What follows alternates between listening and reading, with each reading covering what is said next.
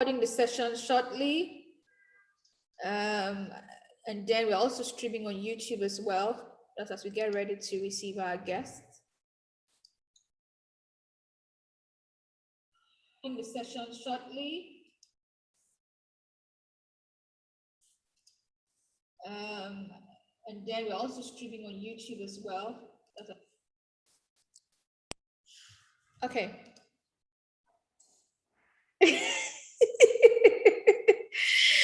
Elizabeth, your comment is very funny.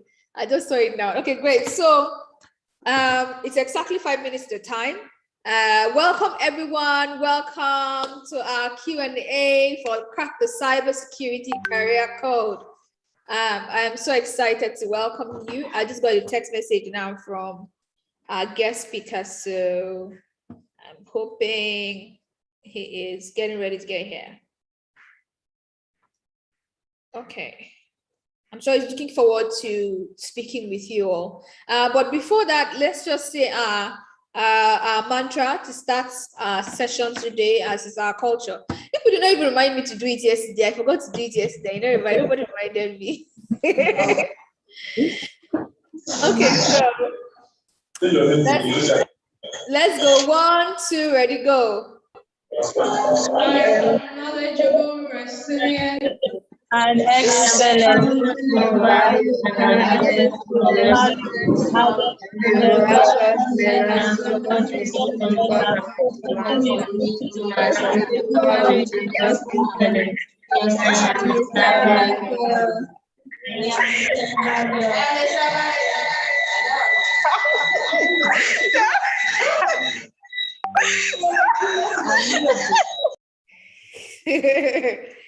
You could just say as if you're hungry. Have you not gone for a break today?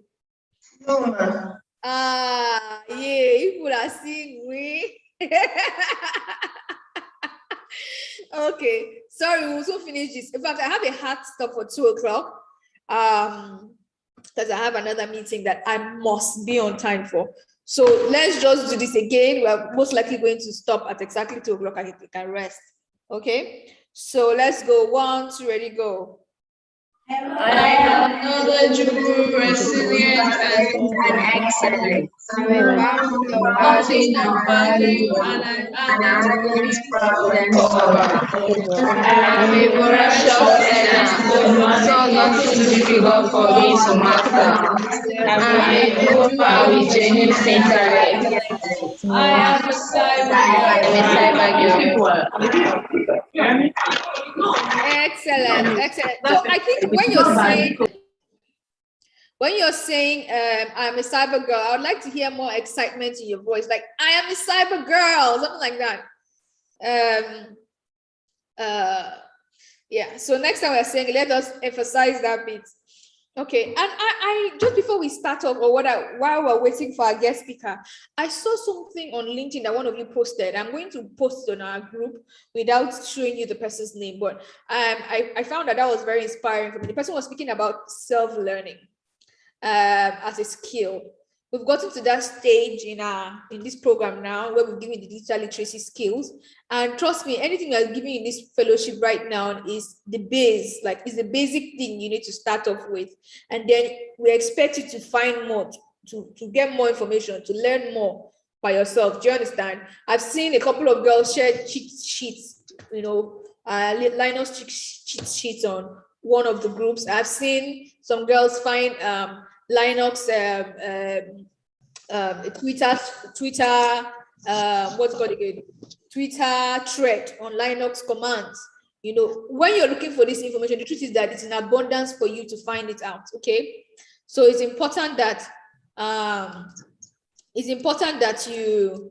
you find a way to ensure that you are always learning by yourself and maximizing the knowledge you already have to gain more knowledge. That's the reason we started off with digital literacy skills, because you now know the whole world is your oyster, and you can grow yourself from now on, and what we're giving you is just the base. Okay, so I'm just going to, I think we'll just be having our guest speaker in 1 minute. Very soon. Divine, please, you need to share the updated document to me so I can have it open and we can start immediately he comes in. Yeah, but how is it coming? How is it with everyone? What I have done, if you notice, is we are not teaching you anything new. We have paused the curriculum because I got some feedback as well that you're overwhelmed. So I've paused the curriculum a bit to allow you catch your breath and, of course, perfect some other things, some hands-on skills like the Linux that you're learning. Okay, so our guest speaker is here. So just to make sure that everybody, catches up and you can sort of catch your breath and prepare more towards your open day, because we are going to be inviting people to come and watch you show them. So we definitely want you to continue to do more around what you're learning around towards your open day and the lineups. We've paused everything else. We'll continue after the open day. Okay, so we're going to be letting in the guest speaker now.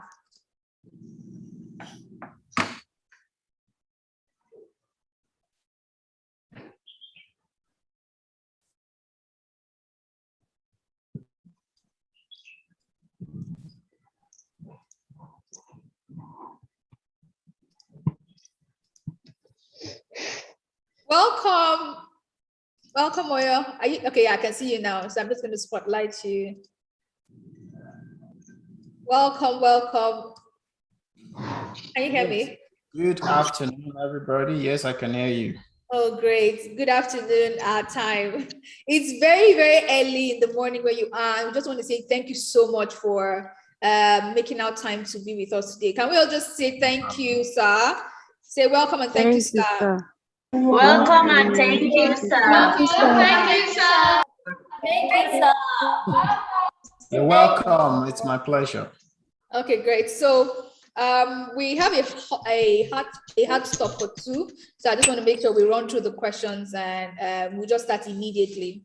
Okay. So the second question here is it possible to combine cybersecurity with another area in tech like data science? Cybersecurity is a beast on its own. So you're going to struggle to become a specialist cybersecurity professional and a specialist data scientist. But the data science skill can be complementary, but at some point you will have to decide which path, which career line you want to head down. So I would say if you're in cybersecurity, you really want to focus on cybersecurity. Thank you so much for that very, very straightforward answer. Please explain more on commercial grade vulnerability, repudiation, and non-repudiation. Commercial grade vulnerability or vulnerability scanner. Sorry, it's commercial. I think it's commercial grade vulnerability scanner, because the person wrote grade here, but I'm sure it's grade that's not that was wrongly spelled. Yeah. So vulnerabilities, you can find a lot of free vulnerability scanners, but a commercial grade vulnerability scanner is one where that is commonly deployed across enterprise, like Qualys, like Nexpos, like Tenable, which used to be Nessus. So you can still find Nessus as the community edition. Then I think, yeah, Nessus, Nmap is more of an host. It does host discovery. So commercial grade vulnerability scanners are used by most of the big organizations. And then what else? So we have another question here. How has the journey in cybersecurity been for you so far? No, I don't think I answered all. Okay. Sorry. That question was a commercial grade vulnerability scanner, repudiation and non-repudiation. Yeah, repudiation. I was explaining repudiation the last time. Repudiation means you're refusing that you did something, right? Non-repudiation is the property of the system that ensures that you are unable to repudiate, that you're unable to deny that you took a particular action. So if you think of computer forensics, for example, if an expert witness well, those computer forensic specialists can become expert witness. And an expert witness is one who goes and presents the findings, analyze forensic artifacts and gather all the information, goes to a court of law and says, okay, this particular person that is being tried did X, Y, Z, right? The proof is there. And if the system does not have that non-repudiation feature, the forensic analyst or expert witness would not be able to prove that they did something. Okay, so repudiation is the opposite of non-repudiation. As a security professional, you want that security attributes of non-repudiation built into your system. So your system must be able to generate logs that tell you who did what and when. Okay, thank you so much. I'm going to ask this question, but I'll have to rephrase it. What made you go into cybersecurity at the time you did? I would not say that when I did cybersecurity, when I got into cybersecurity, there was nothing like this. In fact, the industry did not use the term cybersecurity.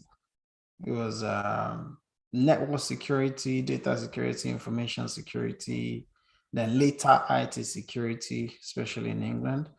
It fascinates me. My background is in networking, but then several years ago, the company I was working for in Nigeria got hit.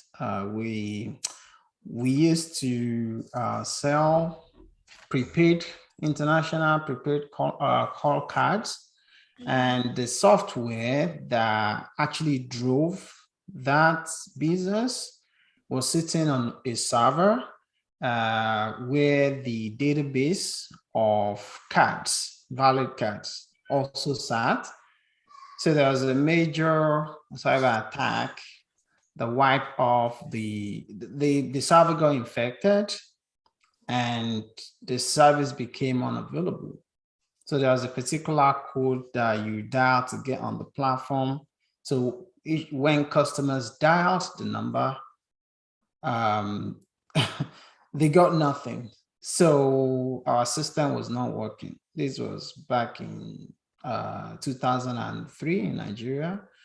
And then I started to research that particular incident and found that we actually got computer virus. It was computer virus that infected our system. Before then, when you thought about cybersecurity, it was all about firewall and antivirus. The system had a running antivirus software, but it still got infected. So since then, I started to, get into cybersecurity. I started to research into vulnerabilities, attackers, viruses, and different types of viruses, and so forth. So I got into it through experience, by being on the wrong end of a cyber attack. That's an interesting story that you shared. I'm going to ask the next two questions together because they can be put together. So the question is, how has your journey been in cybersecurity so far? And the second part of that, or second question is, what is your advice to someone that's just starting out, especially for the girl child? Okay, my journey has been awesome. Literally taking, I've done it on 3 continents. It's been very interesting. It's a field where it's always going to be relevant, as I said in the course. As long as organizations continue to use computers to drive their business, and as long as you continue to have people with bad intentions, which you will always have, cybersecurity would remain relevant. So it's a field that's going to keep evolving, and that is the fascinating part. You have to always be on your toes. You have to always keep abreast of the evolution and the threat landscape. So, this is not a field for someone who is lazy, someone who just wants to know the basic and, move on. I've worked with so many people where, they're doing one thing and you ask them, how long have you done this? 30 years, 25 years, but just one thing. That's not cybersecurity. You have to continue because the attackers are not standing still. They're always going to find a way to break into organizational systems. So you should always find a way to prevent them from breaking in. So that's the answer to the first question. The answer to the second question is my advice for new starters, and especially the girl child. Listen, being a girl just doesn't, to me, it has nothing to do with your ability. Think of Oprah Winfrey, think of the German chancellor or ex-president. Think of all the, accomplished professionals. If you look at in Nigeria today, I think there are about 5 or 6 CEOs who are women. So it has absolutely nothing to do with it. Then as a, if you want to succeed in cybersecurity, you need to just understand, you need to look at it from a philosophical standpoint. What do I want to do? All you want to do is stop the bad guys, stop criminally minded individuals from doing something with an organizational systems what the system owners will not approve. So looking at it from that standpoint means that you have to understand what it is that those people do, why they do those things, and how you can stop them from doing those things. And from that, you can start to understand your environment, the systems, the critical. It might not make so much sense to you right now because most of you are still, you're not close to being ready to join the workforce. But eventually, if you start to think about that from this point, it would do you a world of good. Always think about, the enterprise environment. For example, a bank, what do? They help customers keep their money and make profits in the process. How can cyber criminals, make the banks lose money? Was it Monday? Yeah, 2 days ago, I was on TVC News talking about, how consumers in Nigeria are losing money to cyber fraudsters and they're not being protected. Those monies are not being refunded. And this has happened to a few of my relatives. And so in the developed countries, the money goes back to the consumer, if you did not authorize a transaction. So as a cybersecurity professional, your job will be to understand how the bad guys are doing it so that you can reduce losses to your organization by using your skills, knowledge, and abilities. You're mute.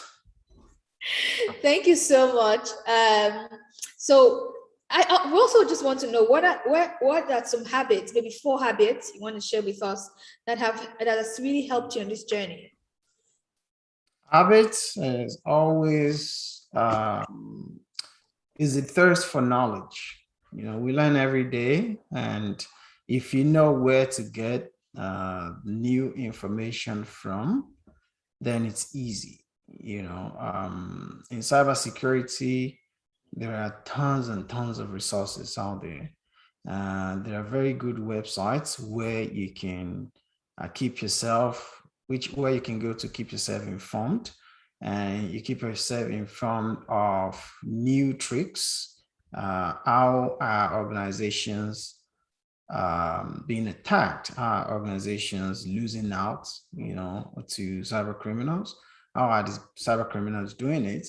What are the new technologies? So I used to attend security conferences. I've not done a lot of that now since I, decided to do my own thing, to run my own company. But before, I used to go to the biggest cybersecurity events in the world, like RSA Conference, Black Hat, Gartner. And, here you get to see a lot of vendors, a lot of, new innovations in cybersecurity. You get to see, different types of new technologies and the specific cybersecurity issues that they solve.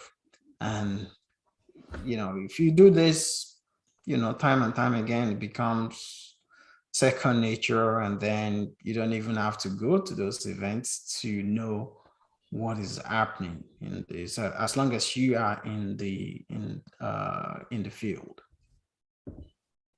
Okay, thank you so much. I'm going to combine the next two questions as well. Question is, I've skipped something. What basic programming language should a trainee learn? So we're definitely going to ask that alone. Just answer that before I go on to the next one. Programming. So I have to tell you this, I was never a fan of programming. It just never interested me. And luckily, I figured out very, very early on in my career that you don't need programming skills to survive in this field. Because I got into cybersecurity before I did my master's degree, and I did some programming like Java, and I didn't really enjoy it because it wasn't really my thing. But eventually I worked with a fantastic professional who made me realize that if you have coding skills, you can just make a lot of things easy for yourself. So automation, for example, scripting skills.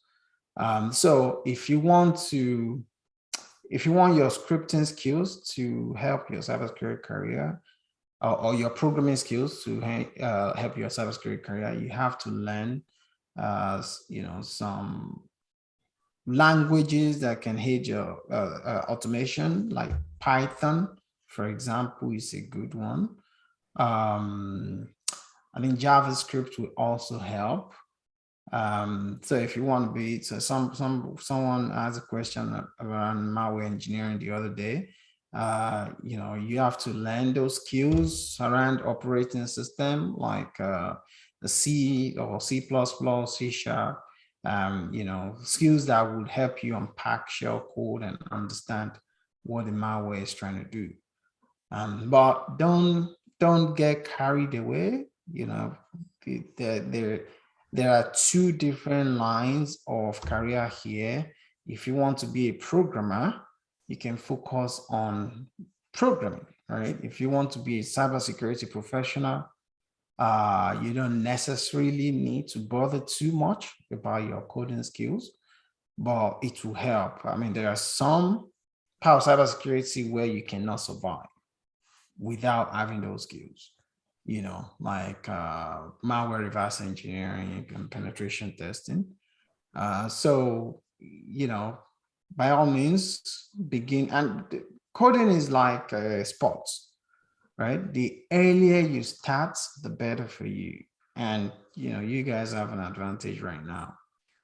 So if you want to learn coding, it's free to learn, especially as you're now at the point where you can start working. You are still studying, so you can begin to acquire the knowledge and skills at this point in your journey. Exactly. So, just talking about cybersecurity in Nigeria as well, do you feel we're making progress? That's what this person is asking.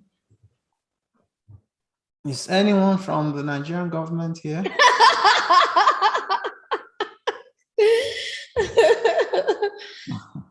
In terms of talent development, of course, we're making tremendous progress.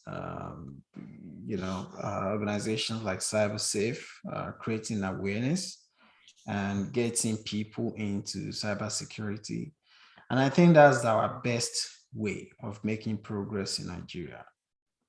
Private sector involvement and, not-for-profit organizations coming to develop talent. But in terms of the national, the government doing what it should be doing to ensure that we make progress as a country, we just keep going backwards, unfortunately. Yeah.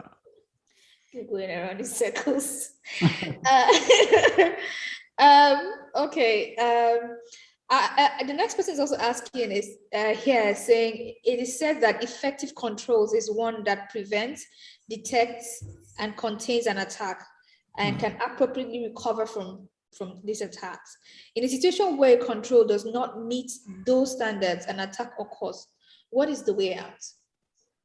That is a very good question. So there are different types of controls. There are preventive controls and there are detective controls. And you need to get the good balance of those two. So if a combination of your preventive and detective control cannot help you to stop or at least detect a cyber attack, then you have a problem. That means you haven't done your own work properly. And this happens all the time. There's a common saying in cybersecurity that prevention is ideal, detection is a must. So if you cannot prevent, you must be able to detect. Because think of a ransomware attack, for example. It announces itself, So detecting that you've had a ransomware attack, it doesn't do you much good because that announces itself. So that means your preventive techniques or your preventive measures have to be very solid against the ransomware attack. But if you think of unauthorized access attempts, for example, someone trying to break into your network, your preventive control would make it hard for that individual to break into your network. But if you don't detect those attempts on time, you can eventually succeed. So you want a good combination of preventive and detective for, that type of attack. So now if those two cannot help you, and they will not always help you, there's another common saying that it is not a matter of if you will suffer a cyber attack, but when. But again, there's something there's something called cyber resilience. It means that if the adversary successfully breaches your defense, you should be able to respond, contain, recover, rapidly, because you lose time if you let a bad guy stay within your environment for so long. And you have the home advantage. You should know your network better than the intruder. So if you do a lot of good work, and detection is very common, like think of the big cybersecurity firms in Nigeria, like CyberSec Africa and Cyberdome. That is their bread and butter. They are monitoring networks to detect, not necessarily building robust environment to reduce the risk of intrusion. So you have to combine the two. Thank you very much. And just add there that for some of you, you might be one of 5 girls to intern at CyberSoc that does detection. A lot of the work is talking about with detection. So if that interests you a lot, you would get your hands dirty very soon. Just make sure that you're doing great at your assessments and all of the other projects that we're doing internally as well, because that'll bring you closer to getting ready for these opportunities.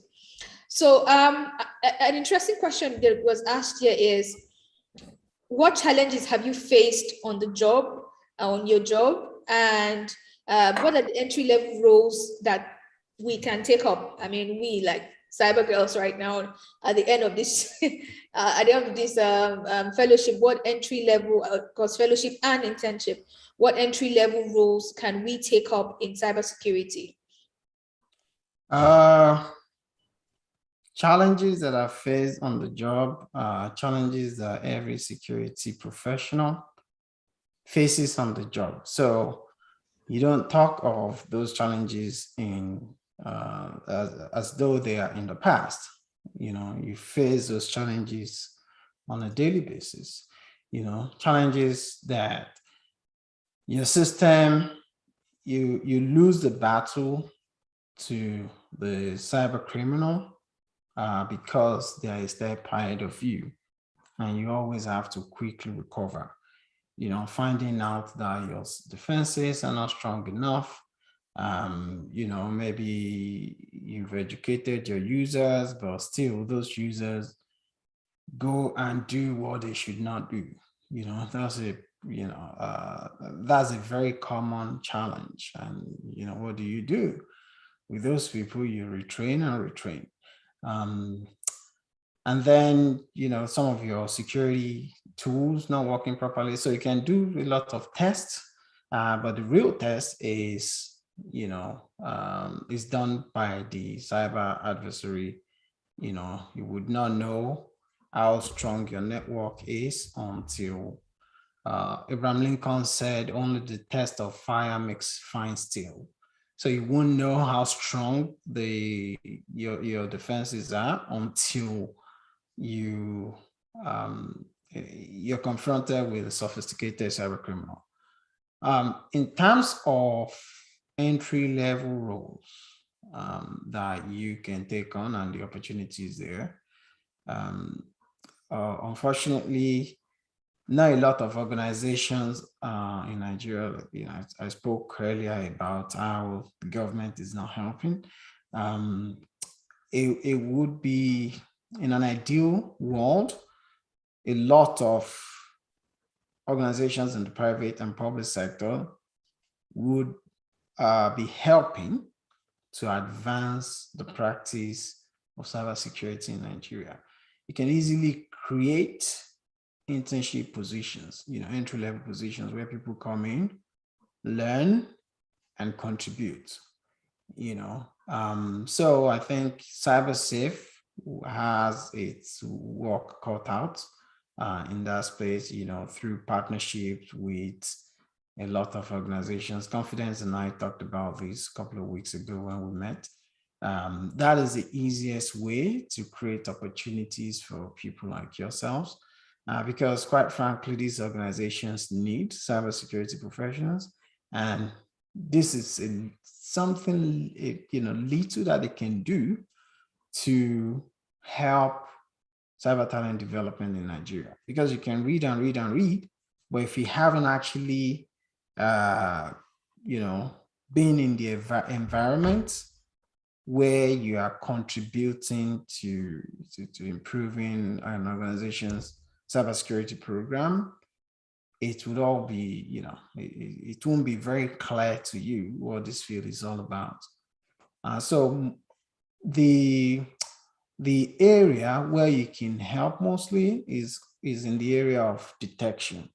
You know, it is very easy to take someone, well, not very easy, but relatively easy to take a junior or an aspiring cybersecurity professional and tell them, look, this is what we're trying to do. We have these systems. This is the network diagram. We have this And these systems, we have this network devices, servers, endpoints. What we're trying to prevent is someone from outside gaining foothold on our network and using our computers in a malicious way. So this is how you can help. You monitor the screen. If you see this type of alerts, you look into, you click on it, you try to understand what is going on, document your findings, and in a ticket, and assign the ticket to a more experienced team member.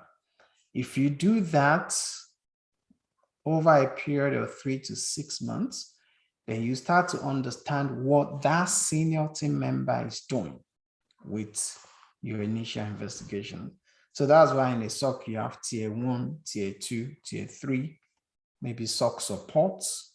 And then if somebody gets to the end of their knowledge, then you bring in, external security investigators or, experts, so to speak.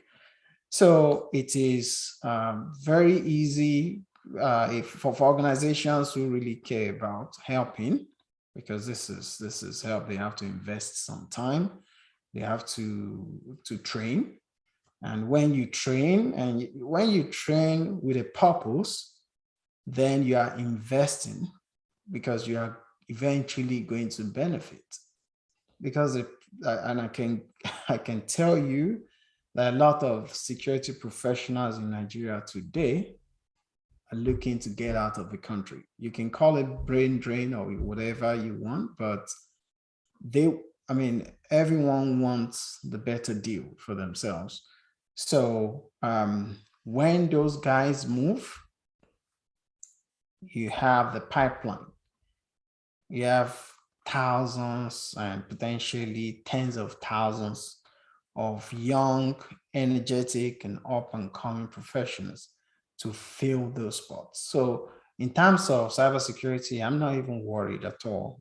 I'm not worried about brain drain in Nigeria, because I know we have, 7 out of 10 Nigerians are below the age of 21, approximately. So I'm not even concerned about that. If people like you develop yourselves into good cybersecurity professionals, then you're not going to struggle to get jobs in the future. Thank you so much for that very deep answer to the question. But the next question we have here is about the cyber kill chain. The person is asking that on the cyber kill chain, under weaponization, you talked about exploit and payload. Can you please explain further? Okay, that's another very good question. Exploit, a payload is a subset of exploit. So payload is actually what does the bad stuff. Exploit is, okay, how do I attack this system?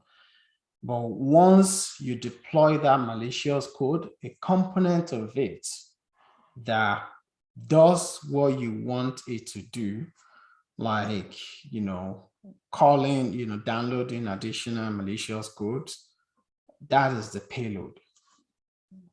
Does that make sense? That is essentially the bullet that, does the bad stuff. Okay, if you're the one who asked that question, you can just drop a message on the chat box and say whether whether you understand that. So I'll move on to I'll skip a question and maybe we'll take it if we have the time. But I'm going to then join 2 questions together. What kept you going in your career, and how did you gain more experience in your career? By looking for new problems to solve. That's the answer to the second question. But what kept me going? It's a rewarding career. It's interesting and rewarding. You won't find a lot of fields that are like IT related that pay better than cybersecurity. And when I was working, I've had very good employers who looked after the professionals. So apart from the let's face it, everyone wants to make money, right? So apart from the interest, that kept me going, and that still keeps me going. Okay, great. The next question is, how do I manage my time? As in, okay, maybe you would sort of answer this question from like how you do it as a possible model for this person to adopt. The person is asking how do I manage my time? So you should share your art of time management. Yeah, it's I'm not an expert in that field, but I try to organize, I try to plan the work that I'm doing. You know, you're always having to do. I'm someone who is into so many different things. You know, not many people will do training on one side and then consulting on the other side, and then have other interests even outside of cybersecurity. So you have to plan these things out. You have to plan your day. You know, what do you want to do from 7 to 9? What do you want to do from 9 to 10? You know, so you have to have a planner. You have to have goals. So if you have goals and you set deadlines, and those should keep you honest, right? And you have to push yourself, you know, because if you don't push yourself, if there are no consequences for not accomplishing your goals, then why are you planning?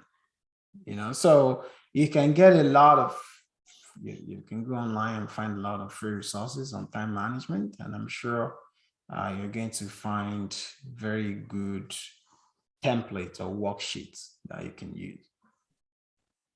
Okay, thank you so much. The other person is asking an interesting question. How can someone identify the perfect career path, considering the fact that there are many or a lot of career paths in the field? I mean, I'm sure, yeah, I'm sure the person is saying the field of cybersecurity. Yeah. I don't know if you know, you can get that perfect career path. There is no perfect career path. You have to make it. You know, it has to be based on what you enjoy doing. You know, so if you enjoy solving challenges, solving problems every day, then you might be, you know, your career path might be penetration test, you know, because you always be thinking of ways to break into organization. You know, by the way, don't go trying to break into an organization that you don't have the approval for. So it's the interest. It's important to first understand the field at a very high level, and then you start to specialize. And it's difficult to know in advance what you are going to enjoy doing until you've had the opportunity to start doing those things. So some may get in and find that vulnerability management is what interests them. So you scan the system, you get your result, you do the analysis, you report, and then you get the system owners or the administrators to fix those vulnerabilities. And then you go scan the systems again, you find that, oh, this vulnerabilities no longer exist. You may find that rewarding and fulfilling, that you're making a difference. You know, to others, it might be security operations. You're constantly watching, monitoring the screen, you know, reporting, investigating cyber attacks or potential cyber attacks and quickly stopping them before they occur. You know, that to some that may be very boring eventually, but to others, you know, it may be what keeps them going. Okay, I'm going to just stop taking the questions from that were previously shared. I'm going to take this particular one that was just shared from one of our girls in Adamawa. She's asking, in the cyber kill chain, is it right to refer to exploitation and command and control as the same thing? Oh, no, they're different. One precedes the other. Exploitation happens first before command and control. And command and control is the command and control infrastructure, like the server, the attacker's server, is sending instructions to the compromised host on what to do next, right? So without exploitation, you cannot go to that phase. So they're different. Okay, great. So I think the person who asked the other question, I was saying if the person has understood, should comment, has actually commented that they understand. I mean, the question around the first cyber kill chain question, the person had just confirmed that she understands. I think that question came from Enugu. I can see that. Yeah, great. Okay, so we have a question here about okay, so I think let's keep that one. Besides the knowledge of cybersecurity, what other basic sorry, give me a second. Besides the knowledge of cybersecurity, what other basic and unique skills do I need to be able to secure any job in the field? You can combine that with what's the difference between cybersecurity and network security engineering? Cybersecurity is not their father.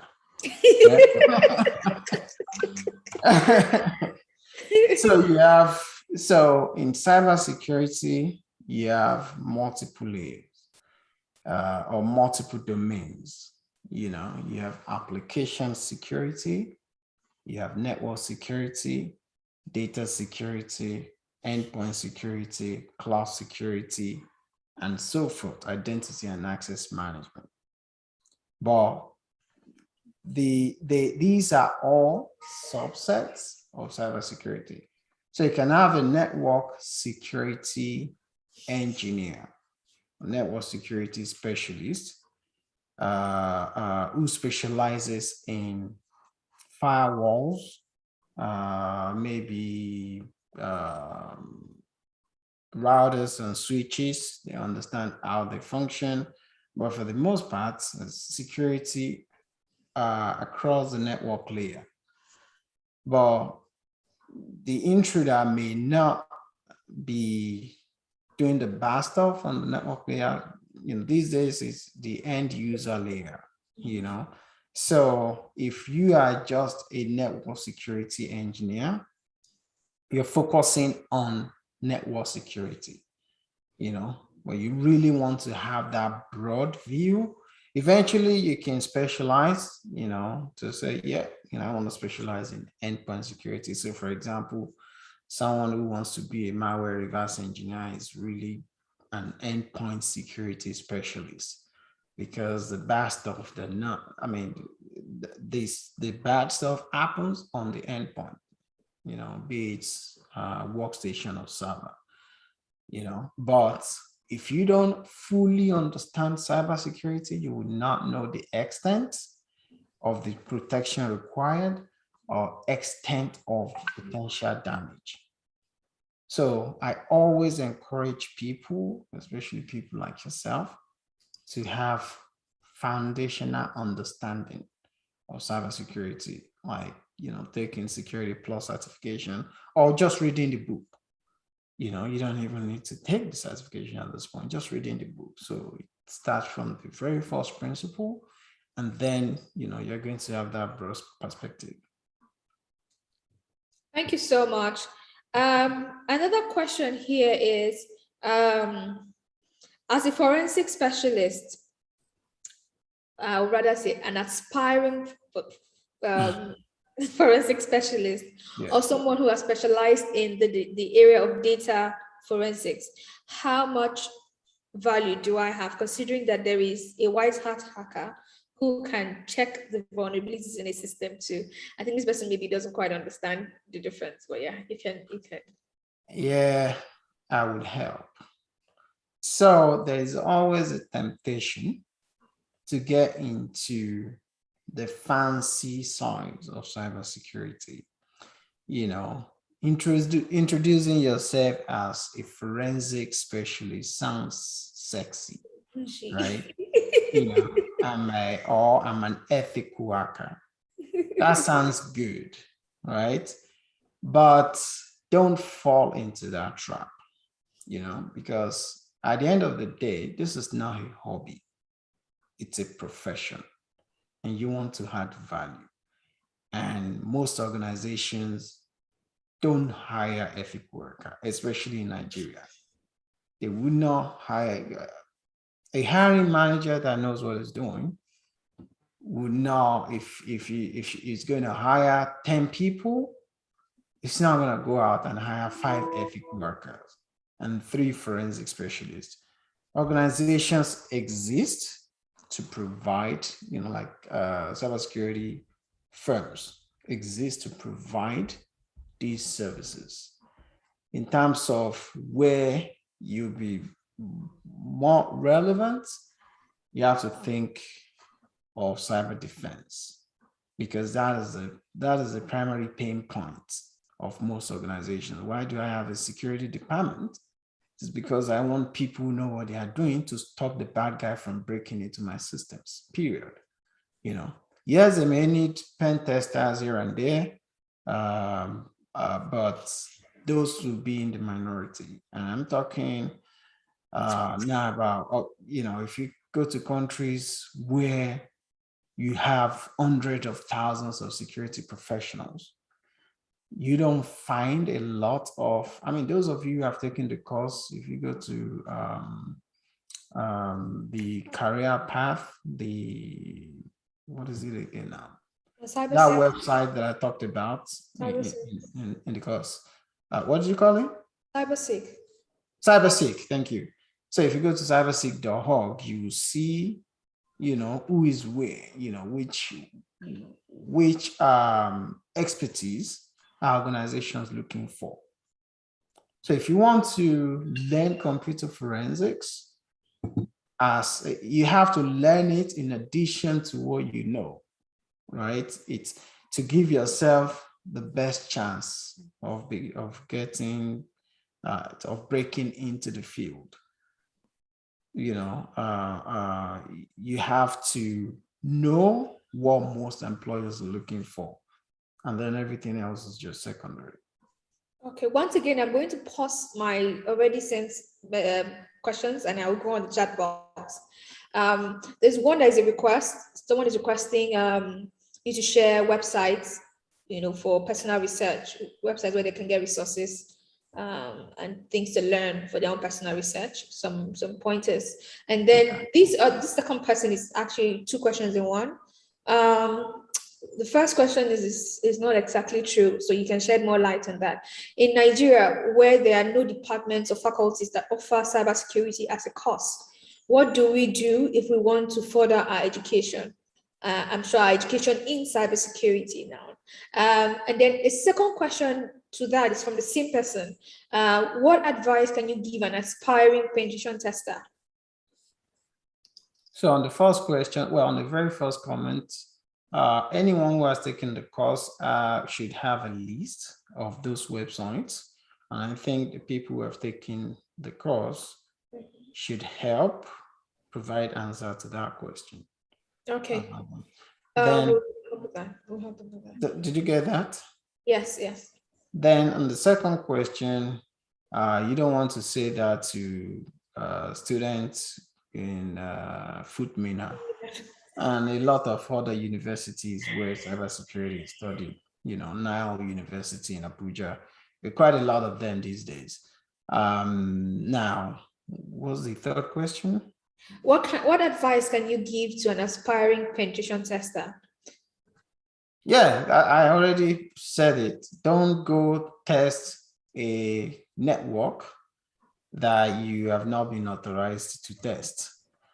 By all means, play with Kali Linux, go to all these web-based penetration testing platforms like TryAcme and ActTheBox.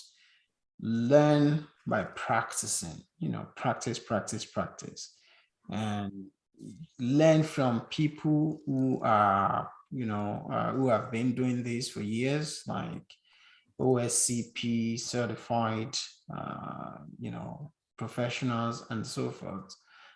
Find them They are all over the place, and request for mentorship, and then just, keep shadowing them. I think currently all their coaches, a couple of them, Kaduna, your coach is an OSCP certified person. So this is just a call to say, maximize it. Some of your mentors are also very certified. Maximize that opportunity as well. To ensure that you're in touch and know what's required for you to grow. So I'll just go on to the next question. Are bug bounty hunters people who can get steady jobs, like employed and paid monthly, or are they mostly contracted? I'm going to join that with another question. Can you please show the chart from top to bottom of the best,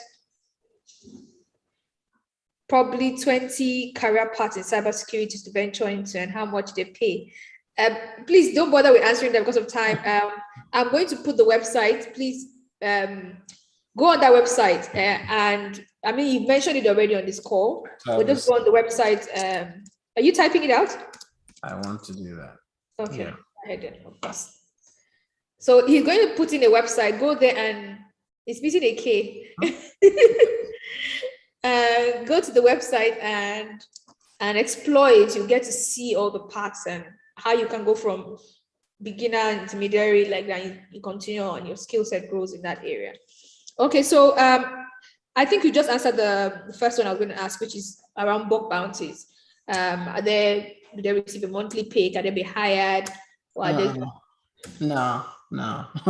They are hustlers. Bug bounty hunters are hustlers. They are looking for, a lot of them find bugs and they don't get paid for the bugs. So if you go find bugs in a company that is not in the systems of a company that doesn't even participate in any of those platforms, you're just doing like Samaritan work. So most organizations will not go out to hire bug bounty hunters. So, if you want to play in that space, you have to be really, really good, because those that are really, really good shoot to the top of the league. But it's good, it's a way to challenge yourself if you like to challenge yourself. But don't expect that, you find vacancies for bug bounty. There will be very, very few and far between those opportunities. Okay, I just want to add that there might be programs as well, organizations that are opening programs and for you to report bugs, and depending on whether or not the value of the bug reported, if it's been reported before, and so many other indices we use to measure whether or not you get paid. So if they don't have that program in place, they won't pay you.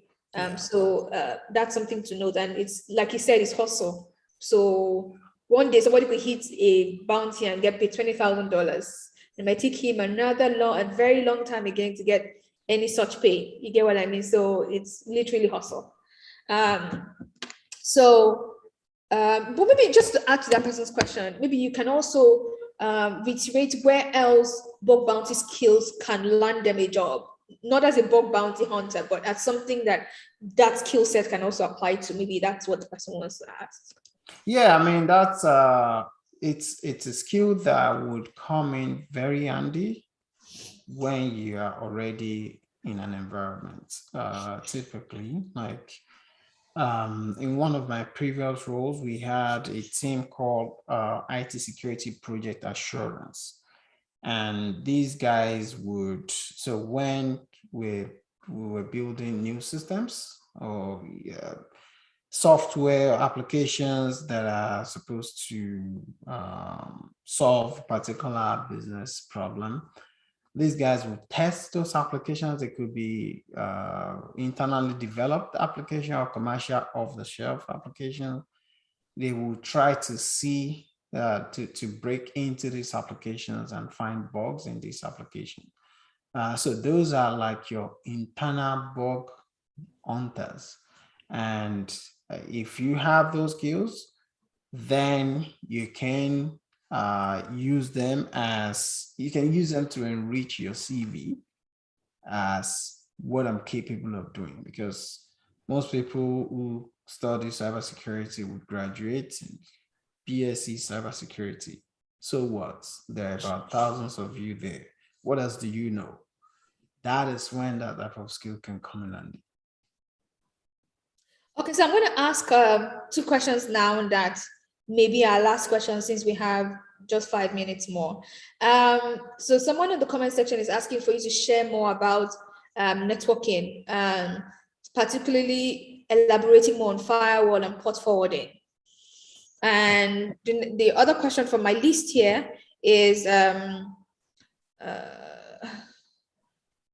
basically the requirements for being an exceptional penetration tester. What does it entail, and can the person also work remotely or in an office environment? I'm sure that person likes flexi work. So yeah. Yes, you don't have to be on site to work as a penetration tester. It's actually one of the it's one of the few fields in IT related, in the field of IT or cybersecurity, where you can work from anywhere, because the criminally minded individuals that you're defending the organizations against are working from anywhere and everywhere. So in order to be a good penetration tester, you have to master the art of penetration testing through practicing. You have to keep practicing, you have to keep on trying to understand how to break in to organizational systems. And there are a lot of seasoned penetration testers that you can follow on Twitter. And, if you go to, you can join different forums where you learn more about penetration testing. For example, like Kali Linux is and Metasploit, these are pen testing frameworks, and you can join common interest groups, people who use these tools, to learn more about how they use the tools. Someone has a question around firewalls and port forwarding. Those are, you have to know specifically what you're trying to understand about firewalls, because firewall is, you can go to Amazon to buy a book on firewalls, and you're going to find many big books on firewalls. And there are different types of firewalls. You have layer 3 and 4 firewalls, but you have layer 2 to 7 firewalls. So it does good to understand what the firewall does if you don't understand the OSI layers, right? So I would say you have a lot of information out there on the internet, and you can start from the very basics and start to learn, until you get to the advanced. But I would say don't knock yourself out. Try to understand it if you don't have access to it, because most of the things you learn, you don't even get to practice. You don't even get to use on the job, Okay, so I would try and squeeze in one last question. We have 2 minutes more, but let's squeeze in this question. The person, she's asking, in the video lessons, you laid so much emphasis on acquiring defensive skills as entry-level cybersecurity professional. Where here are questions as regards that. Are there really no opportunities for beginners with offensive skills? Offensive, yes. Okay. 2, you mentioned that many organizations only want to employ experienced professionals. The experienced professionals in their early stage, did they start off their career with defensive skills? I'm just going on with the egg and chick situation here now. Yeah. Then 3, touching relationships between IT and cybersecurity during an interview. Is it okay to ask my employer if the company has the department separated altogether? That's a very good question to ask your employer. So just starting from question number 3 there. That's a good question to ask your employer, because the employer will know that you know something about the two, and they can follow up with another question. Why?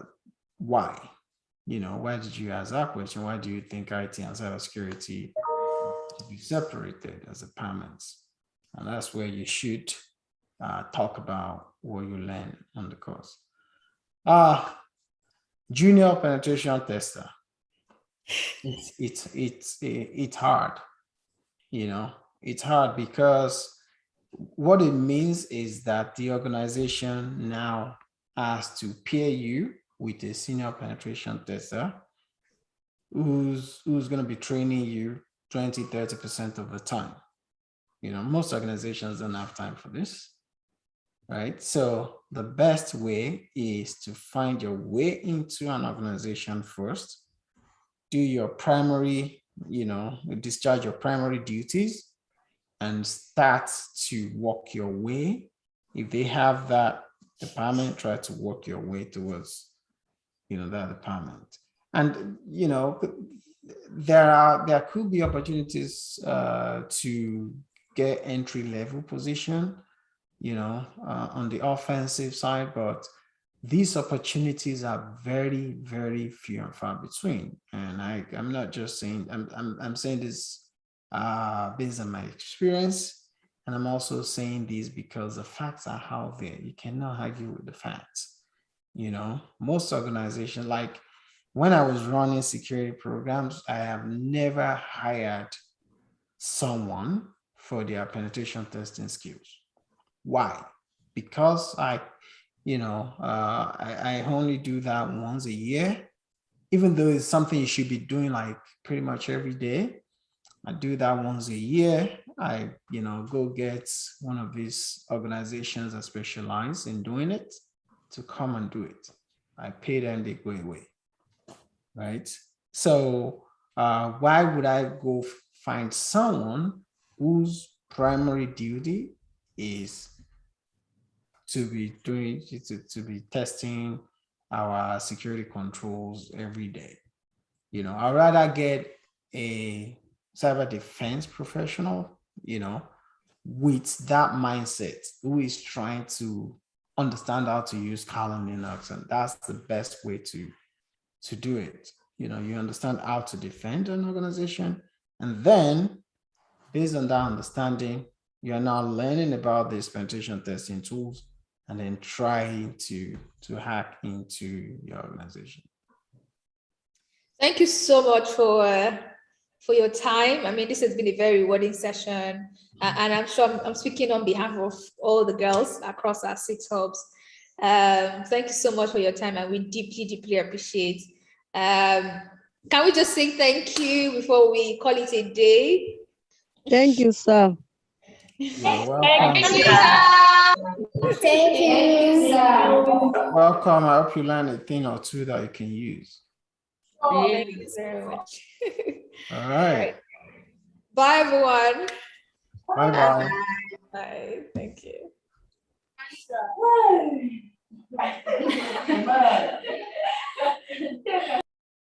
Okay, we're just going to end the session now, and I hope you had a great day. Oops, I wanted to end the live session.